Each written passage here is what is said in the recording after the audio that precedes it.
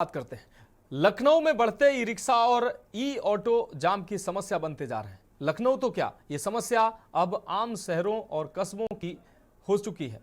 हैरत की बात तो यह है कि स्थानीय प्रशासन इस पर कार्रवाई करने के लिए सालों से प्रयास कर रहा है, लेकिन जमीनी स्तर पर कोई भी विभाग इस पर काम करने में नाकाम साबित हुआ है। हालांकि आम जनमानस के लिए ई रिक्शा, ई ऑटो एक बेहतर विकल्प है, लेकिन जरूरत से ज्यादा ई रिक्शे और ई ऑटो यातायात व्यवस्था के लिए एक बड़ी चुनौती बन गए। ये खास रिपोर्ट देखिए।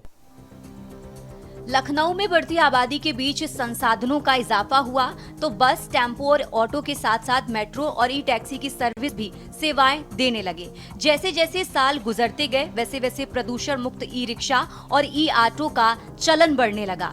लखनऊ शहर में ई रिक्शा की शुरुआत साल 2015 में हुई, जो धीरे धीरे शहर की बढ़ती आबादी के बीच बढ़ते चले गए और वर्तमान में इनकी संख्या लखनऊ शहर में ही 55,000 से ज्यादा हो गई है। पहले तो ये लोगों के लिए एक रोजगार के साथ साथ शहर आने जाने वाले लोगों के लिए सुविधा के तौर पर देखे गए, लेकिन अब लोग इसे कमाई का साधन बनाने के लिए कई ई रिक्शा और ई ऑटो एक साथ खरीदकर किराए पर कोटे के जरिए चलाते हैं। ऐसे में शहर की भीड़भाड़ के बीच बढ़ते ई रिक्शे और ई ऑटो ने भी पुलिस और प्रशासन की मुश्किलें बढ़ा दी हैं। जानकार कहते हैं कि शहर की यातायात व्यवस्था की बदहाली की सबसे बड़ी वजह ट्रैफिक मिसमैनेजमेंट के साथ साथ बढ़ते ई रिक्शा और ऑटो रिक्शा हैं। शहर की यातायात व्यवस्था को बेहतर बनाने वाले जिम्मेदार अफसर डीसीपी ट्रैफिक प्रबल प्रताप सिंह कहते हैं कि ई रिक्शा और ई ऑटो को व्यवस्था के लिए हर संभव प्रयास और उनके वेरिफिकेशन की व्यवस्था की जा रही है, जिसमें वो जल्द ही जमीनी स्तर पर लागू करेंगे।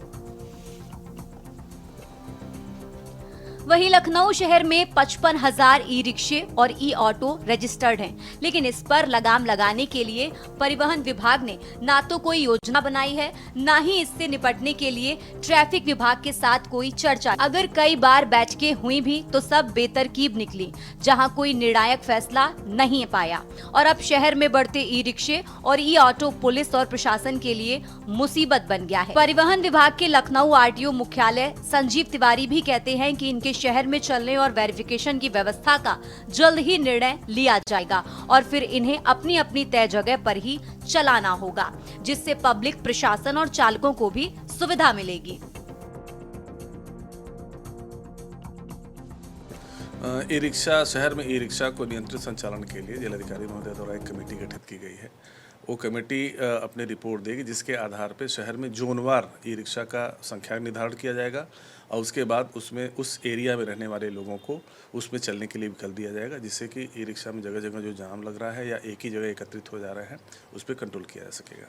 शहर में सर कितने ई रिक्शा पंजीकरण को लेकर के काफी? पंजीयन तो अभी लगभग 55,000 हैं, जिसमें लगभग 15,000 20,000 के आसपास ऐसे ई रिक्शा हैं जो संचालन में नहीं है।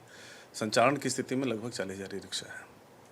जो अव्यवस्थित है सर इस टाइम व्यवस्था, ट्रैफिक की, कंजेशन की, जो ज़्यादा ई रिक्शा हो जा रहे हैं, तो क्या कभी ये सोचा गया कि ई रिक्शा की जो कंपनीज हैं जो बेचती हैं उन पर रोक लगाई जाए या कुछ ऐसी एक कार्रवाई की जाए ताकि तय समय से ई रिक्शा निकले और सड़कों पर जाम न लगे? देखो, जहाँ तक ई रिक्शा के उस पर रजिस्ट्रेशन पे है तो मोटर व्हीकल एक्ट में उन पर कोई ऐसी व्यवस्था नहीं कि हम उनके रजिस्ट्रेशन पर प्रतिबंध लगाएं। हाँ, ये ज़रूर है कि उनके व्यवस्थित संचालन पे हम लोगों का पूरा फोकस है और उम्मीद है कि बहुत जल्दी इसमें शहर में व्यवस्थित संचालन के लिए व्यवस्था कर ली जाएगी।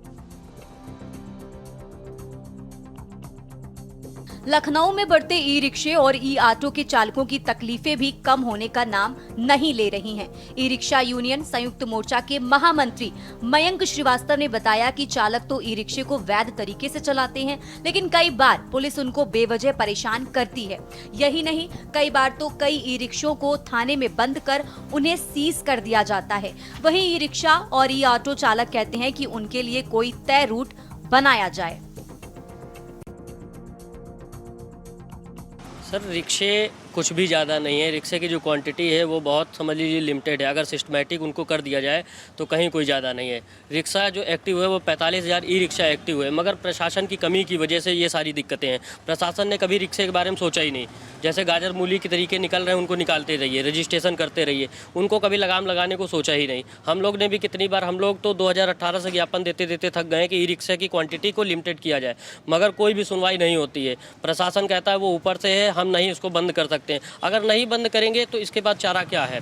फिटनेस लोग करा नहीं पा रहे हैं क्योंकि टैक्स में छूट नहीं मिल रही है। 2021 से टैक्स में छूट दी गई थी, वो छूट प्रशासन नहीं दे रहा है। इसकी वजह से लोग फिटनेस नहीं करा पा रहे हैं, अपने रिक्शे सही नहीं करा पा रहे हैं। उसी की वजह से अराजकता बढ़ रही है और स्टैंड आवंटित पूरे लखनऊ में है कहीं नहीं। उसके लिए भी हम लोग ने नगर निगम को 25 जुलाई को धरना किया था कि नगर निगम इस चीज़ को संज्ञान में लेकर के नगर निगम इसको आवंटित करे जगह। पूरे लखनऊ की व्यवस्था खराब पड़ी हुई है। और एक चीज़ सबसे बड़ी महत्वपूर्ण चीज़ ये है, जाम का जो मुख्य कारण ई रिक्शा बताया जाता है, ई रिक्शा नहीं है, जल निगम है। आज की डेट में हर जगह पे देखिए तो जल योजना चल रही है, गड्ढे कूदे हुए हैं, पैदल चलने के लिए आदमी तरस रहा है। उसमें कहते हैं आप रिक्शे चलाइए, कहाँ से चल जाएंगे रिक्शे? जब आदमी पैदल नहीं चल पा रहा है, पैदल से गिर जा रहा है, तो रिक्शे कहाँ से चल जाएंगे?